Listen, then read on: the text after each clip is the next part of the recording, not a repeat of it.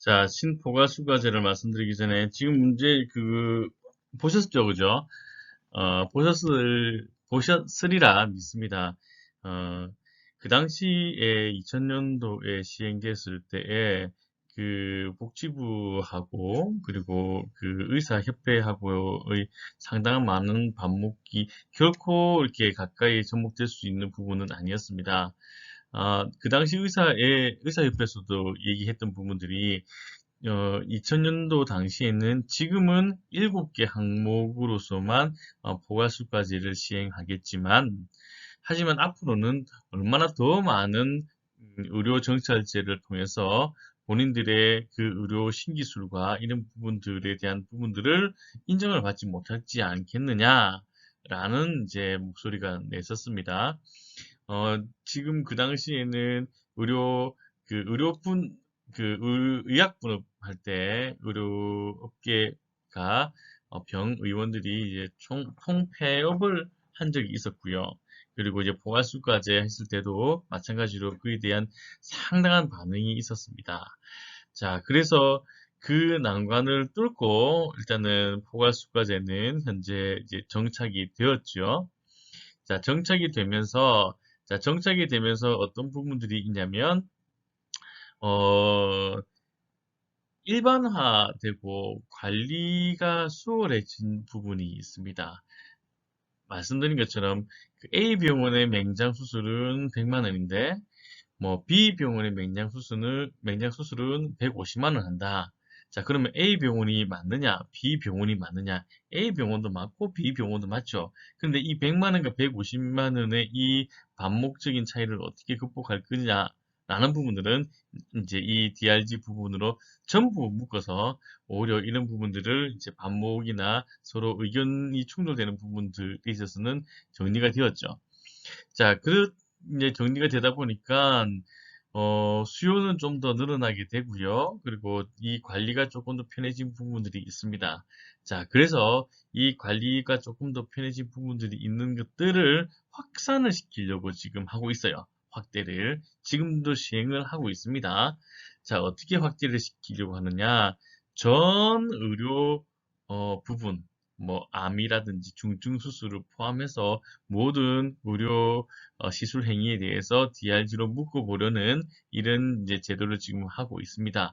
하지만 그 당시 포괄수가제를 DRG를 시행했을 때 워낙 많은 의사들과의 반목이 있었지 않습니까? 그렇죠.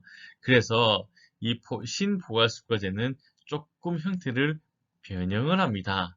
어떻게 하냐면 포괄수까지의 개념과 그리고 행위별 수까지의 개념을 합쳐놓은 제도인 거죠. 무슨 말이냐면 음, 예를 들어서 어떤 질병군이 있다라고 한다면 그 질병군은 일주일 정도가 필요하다라고 됩니다.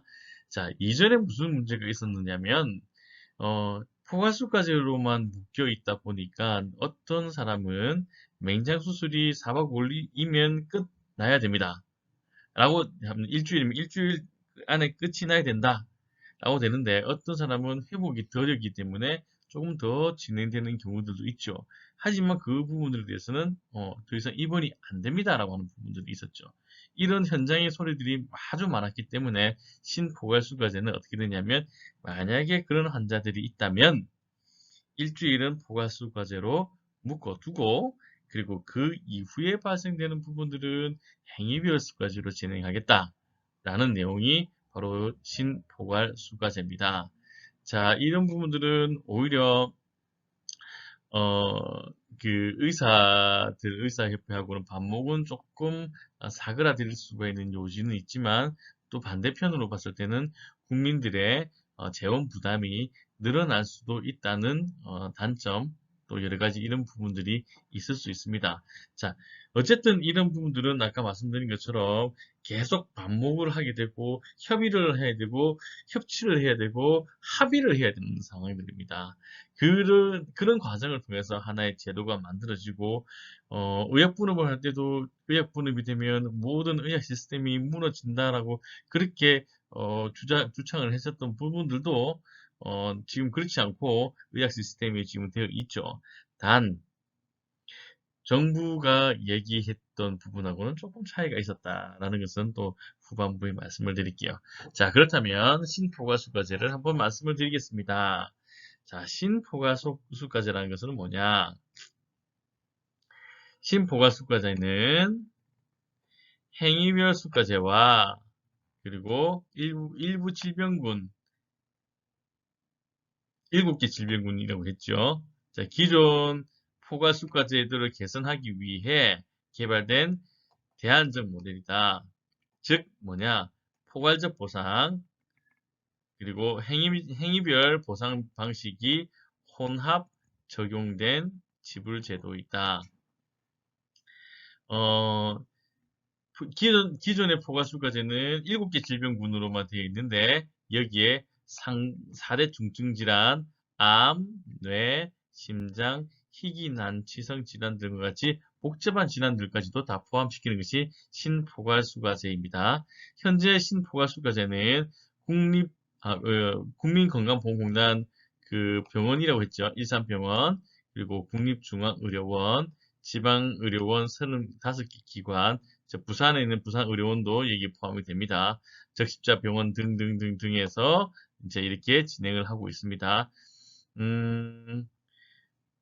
대상 환자는 건강보험 환자, 그리고 의료급여 환자도 포함이 됩니다. 건강보험 환자와 의료급여 환자가 포함된다는 것은 전 국민이, 전 대한민국 국적을 가지고 있는 국민이 포함이 되겠죠. 그죠? 단, 보험 환자나 신생아, 장기 이식 등의 일부 환자는 제외하게 되어 있습니다. 자, 두 제도를 비교를 해보겠습니다. 자, 우선 포괄수까지는 7개 질병군이다. 자, 대상 기관은 포괄수까지는 전체 의료기관이지만 신포괄수까지는 거점 공공병원이나 아니면 국립중앙의료원, 일산병원이다. 자, 이거는 지금 시범 사업을 지금 하고 있습니다. 시범 사업을 하고 있는데 점점 이제 확대를 해 나갈 예정입니다. 자, 적용 환자는 7개 질병군 입원 환자입니다. 자, 해볼까요? 자, 안과에 있는 백내장 수술, 그리고, 뭐죠? 그 이비인후과에 있는 편도 아데노이드 수술, 그리고 외과에 있는 맹장 수술, 항문 수술, 그리고 탈장 수술, 그리고 산부인과에 있는 제왕절개 자궁 수술. 자, 7개 맞죠? 하나, 둘, 셋, 넷, 다섯, 여섯, 일곱. 자, 요렇게, 7개, 제도, 7개 질병군이 있습니다.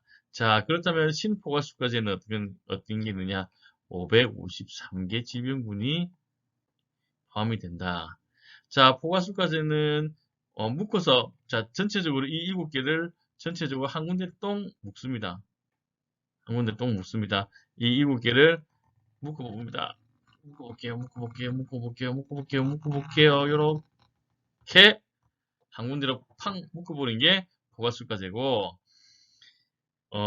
신포괄수가제는 포괄수가 묶음에다가 두 묶음입니다. 포괄수가 묶음, 한 묶음. 자, 그럼 이거는 누가 더 좋을까요? 국민들이 좋습니다. 그죠?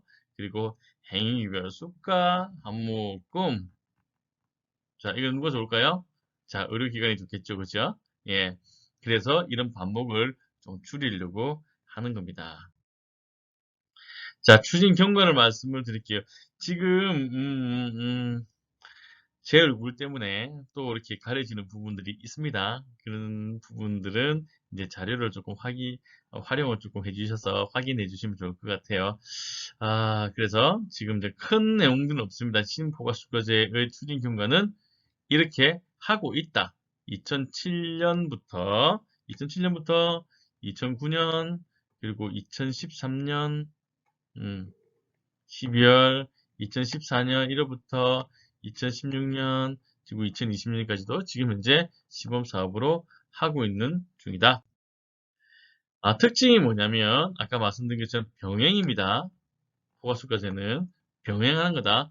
포괄수가제와 행위별수가제가 병행하는 것이 신포괄수가제다. 그리고 포괄수가 방식의 1당 수가 개념을 도입을 하였다. 입원 기간에 따라 진료비가 차이가 나는 점을 감안해서 일당 수가를 도입하여 입원 일수에 따라 진료비를 차감하는 방식을 적용을 했습니다. 그리고 대신에 초음파 등 진료에 필요한 그 비급여 항목을 급여로 전환했습니다. 이것도 좀 중요한 부분들입니다. 대신에 아까 왜 이거를 또 급여로 전환을 했을까요? 맞습니다. 준 게 있죠, 그죠? 행위부수과제로 준 게 포괄수과제와 심포괄수과제는 포괄수과제와 행위부수과제가 같이 결합이 되어 있기 때문에 이 부분에 대해서는 지나치게 너무 줄 수는 없죠. 그래서 이 부분에 있는 부분들을 이렇게 포괄수과 안으로 집어 넣었습니다. 자, 포괄수과제 청구 프로그램을 여러분들께서 나중에 현장에 가시게 되면 이런 프로그램을 각각 보시게 됩니다. 자, 질병군 환자관리 프로그램으로 질병군 번호 결정, 수가 계산, 영수증 발급, 청구자료 입력 및 조회, 기타 등등 별도로 운영됩니다. 원무 시스템하고 별도로 진행된다고 했는데, 자, 원무 시스템하고 이 차트죠. 이 차트하고는 좀 별도로 운영되는 프로그램들이 몇 개가 있습니다. 건강 검진, 건강 진단, 그리고 접종 이런 부분들은 이제 직접적으로 질병관리본부하고 바로 이렇게 되는 프로그램이죠. 그래서 이 포괄수과제 프로그램을 한번 이렇게 보면 그냥 지금 따다다닥 치면 솔직히 이렇게 구체적인 내용은 나오지만 자동적으로 싹 나와요. 수술 전 진료 점검 사항. 자, 이 사항이 무슨 사항이냐면 아까 이렇게 보시다시피 이 부분입니다. 제일 중요한 거. 자,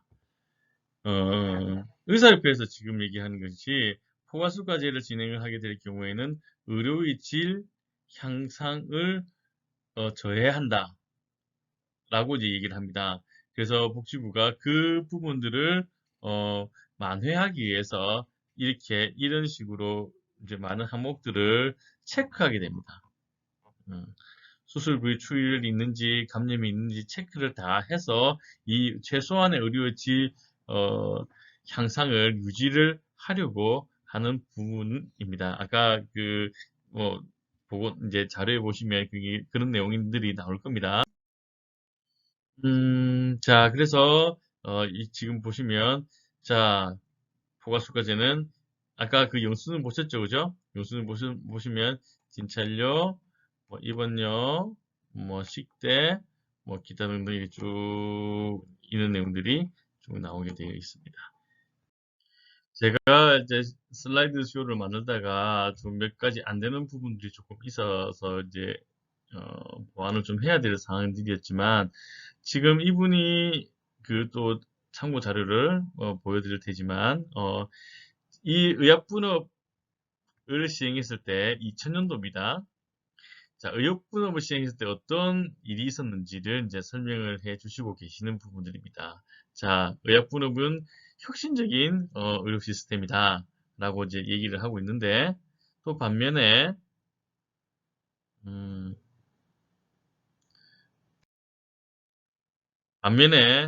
자, 이분은 또 김재정 의사협회 회장님입니다. 자, 의약분업 거부, 의협 집단 폐업 강행 이렇게 되어 있습니다. 2000년도에 이제 전 의료기관이 폐업을 했었죠.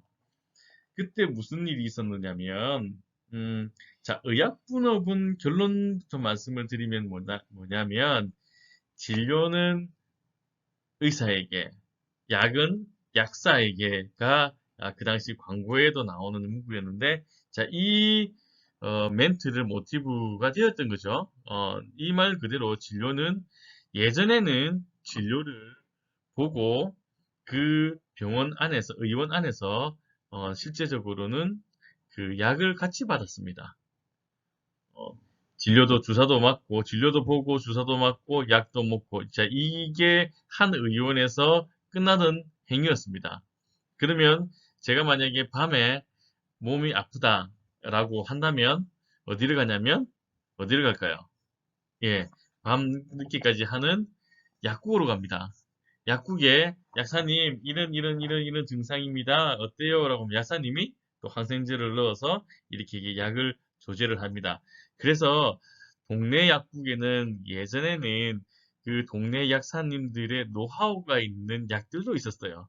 자, 그러다 보니까 어떤 현상이 생기냐면 이 노하우가 정제되지 않은 노하우입니다. 자, 그러다 보니까 우리나라의 그 항생제 비율이 높아진 거죠. 자, 항생제 비율이 높아지게 된다는 말은 무슨 말이냐면, 항생제로 치료하지 않아도 될 부분들도 항생제를 치료함으로써 항생제 내성이 생기게 되는 겁니다. 자, 항생제 내성이 생기게 된다면 결국에는 항생제가 그 약효를 발현하지 못하게 되면 국민 건강의 질이 떨어지게 될 수도 있는 우려가 생기게 되었죠. 자, 물론 그 부분이 전부인 것은 아니었습니다. 그 당시에, 음, 제가 좀 논문을 좀 이렇게 봐왔는데요. 예, 논문에 따르면 그 당시에 도대체 무슨 이유 때문에 의약 분업을 해왔는지 정부에서는 무슨 이유 때문인지는 이렇게 얘기를 하고 있습니다. 자, 김대중 정부가 내건 의약 분업의 명분은 항생제 등 약물 오남용 방지, 그리고 약사의 불법적 임의 조제 금지. 아까 말씀드렸죠. 자, 이게 왜 문제되냐면, 불법적 임의 조제가 정통적인 약 이외에 뭐 스테로이드 제제를 첨가를 한다든지, 뭐 과다한 스테로이드 제제겠죠. 스테로이드 제제를 첨가하게 되면 뭐 만병통치약처럼 보일 수도 있습니다. 자, 그래 스테로이드 제제나 아니면 또 아무도 알려지지 않은 그런 뭐 조약이라고 얘기를 하는데 그런 성분이 알려지지 않은 그런 약들도 조제를 하는 경우도 있었습니다. 자, 그래서 그리고 또 다른 이유는 뭐냐?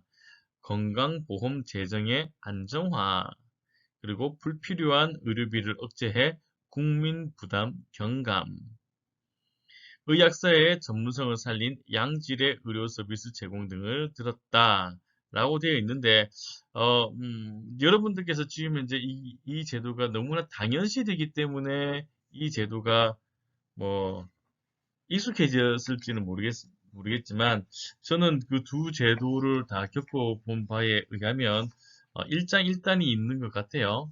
그리고 그 당시에 또 그 의약품 관리에 대해서도 상당히 조금 문제가 좀 많았었습니다. 직접적으로 얘기를 하면 제약업체와 각 의원, 병원, 그리고 약국의 그 리베이트 관계, 이제 그 리베이트가 그 상존해서 존재하다 보면 이제 저가약을 또 저질의 저가약을 사용하는 경우들이 있을 수 있습니다. 자, 그래서 그 문제가 생겼던 부분들인데요. 자, 그런 부분 문제들을 정리를 하였던 것이 이제 의약분업이다. 자, 자, 의약분업의 기대 효과는 의약품의 오남용 예방, 의약품의 적정 상용으로 약제비 절감, 환자의 알 권리가 확실하게 보장되고 처방전은 이제 두 부씩 발급되는 거죠. 그러면 환자의 알 권리가 보장이 되는 겁니다. 그리고 환자 및 약화사의 예방, 어떤 이제 약제 때문에 발생되는 사고가 예방이 되는 거죠. 그리고 제약산업의 발전 및 의약품 유통구조의 정상화가 이루어지고 의사는 진료, 약사는 조제, 투약 전문 분야에 전념을 한다. 이제 이렇게 되어 있습니다. 자, 의약분업 대상 기관에는 모든 의료기관을 의약분업 대상으로 합니다. 자, 근데 의약분업 예외 기관이 있습니다. 의약분업 예외 기간은 의약분업 예외 지역을 정해놓았죠, 그죠? 그래서 의약분업 예외 지역의 의료기관, 보건지소, 약국, 한방 의료기관, 재해 지역, 동물병원들은 의약분업 예외 기관이 됩니다. 의약분업 예외 환자는 또 말씀드릴게요. 응급 환자, 그리고 정신분열증, 조울증 등으로 타인을 해할 우려가 있는 정신질환자, 그리고 제 지역에서 진료하는 사람, 뭐 병력 근무주, 그리고 일군 전염병, 파킨슨병, 나병, 에이즈, 장기 이식후 치료를 받는 환자들은 의약분업 예외로 이렇게 진행을 한다. 한번 읽어봐 주시면 될 것 같아요. 그 예외 지역은 일부 예외 지역을 제외한 전국의 모든 지역을 의약분업 대상 지역입니다. 의약분업 예외 지역도 있어요. 의학기관 또는 약국이 개설되지 않은 곳, 그리고 의학기관과 약국이 개설되어 있으나 의료기관과 약국이 실거리로 1.5km 이상 떨어져 있는 곳. 지금은 아니죠. 거의 의료기관에 약국이 하나씩 다 있다고 볼 수가 있습니다. 그리고 재발신 지역 이렇게 나와 있습니다. 자, 의약분업 대상 및 예외 의약품으로는 모든 전문 의약품을 의약분업 대상으로 하고 있고요. 그리고 진단 검사용 의약품, 병원에서 진단 검사할 때 쓰는 겁니다. 그리고 접종약 같은 거, 예방 접종약 같은 경우는 의약분업 예외입니다. 병원에서 직접 놓죠. 희귀 의약품 같은 거, 그리고 마약 같은 경우도 약국에도 있지만 그 병원에서도 직접 사용을 합니다. 방사선 의약품 마찬가지고요. 그리고 의료기관 조제실 제재하는 부분들은 이제 입원 환자들에 이제 사용하는 것들이고요.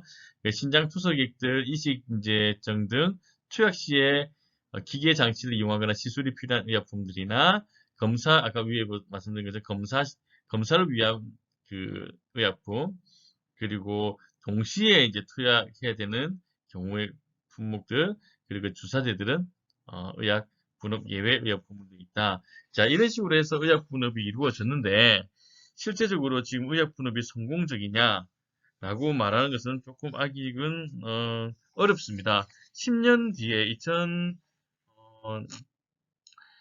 2000년도에 그 의약분업을 하고 난 뒤 10년 뒤에 또 이런 논문이 나와서 의약분업 10년의 빛과 그림자라고 하는 부분들이 나왔었는데 그에 따르면 제일 먼저 우려됐던 부분들이 지금도 각 정치권에서 대선 주자들이 건강보험 재정에 대한 부분들을 항상 논의를 하고 있습니다.